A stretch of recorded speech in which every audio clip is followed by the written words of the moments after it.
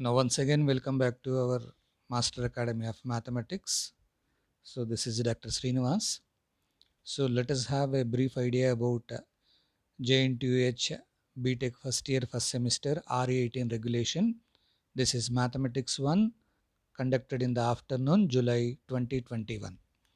So, just I'm giving you the brief idea regarding to your questions, and so that you can have an idea what about the solution part you did in the examination. So out of 8 you are going to answer 5.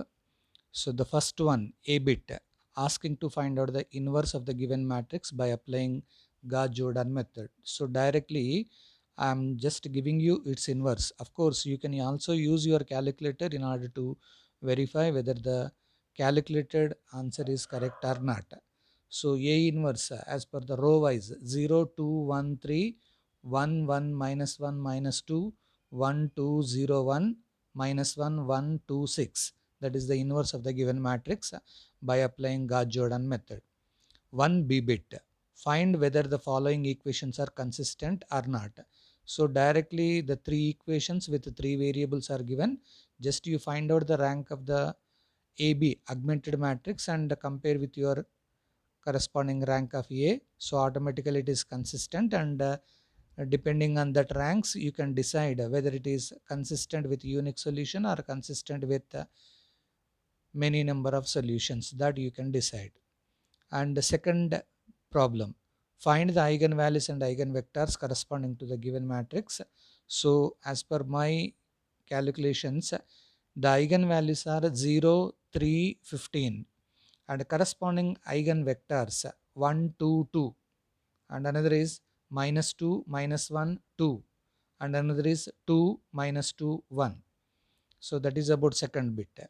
Third one, find the matrix P, which is the model matrix of the corresponding A matrix, which converting into diagonal form. So P matrix in the column wise minus 1, 0, 1, 1, minus 1, 1, 1, 2, 1, and corresponding eigenvalues are minus 2, 3, 6. So after getting that particular values, you can also calculate your A power 4 by applying your diagonalization process. Next, fourth A bit, asking to find out the convergence of the given series. Very simple, you can use your comparison test. So directly you can say whether it is convergent or not. So it is, so on taking n is common from the numerator, un general term. So on cancellation, directly in the denominator you are getting n to the power of 1 by 2. It is looking like Vn is equal to 1 divided by n to the power of 1 by 2, where P is nothing but 1 by 2, that is less than 1. So automatically it is divergent as per comparison test. Fourth B bit. So directly 2 power n minus 2 divided by 2 power n plus 1, x power n minus 1, it is nothing but your general form. So by applying D'Alembert's ratio test, finally you are getting 1 by x. So in order to say it is convergent, that should be greater than 1. D'Alembert's ratio test. Fifth A bit. So here the problem, it is wrongly given n plus 1 whole power n into x power n denominator divided by, it's not x to the power of, but it is n to the power of n plus 1.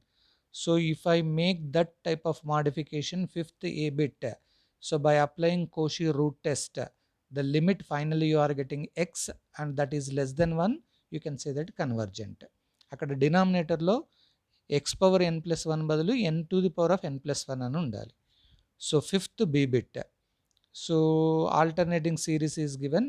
So by selecting the general form and applying Leibniz test, limit is directly equal to 0. అక్కడ మనకు ఒక rule ఉంది, when x lies between 0 and 1, limit x to the power of n is always taken as 0. ఆ clue apply చేస్తే directly you can say that it is convergent అని అంటారు. So అది conditionally convergent అవుతుందా లేదా అని అంటే దానికి మాడ్యులస్ అప్లై చేసుకొని చూడండి.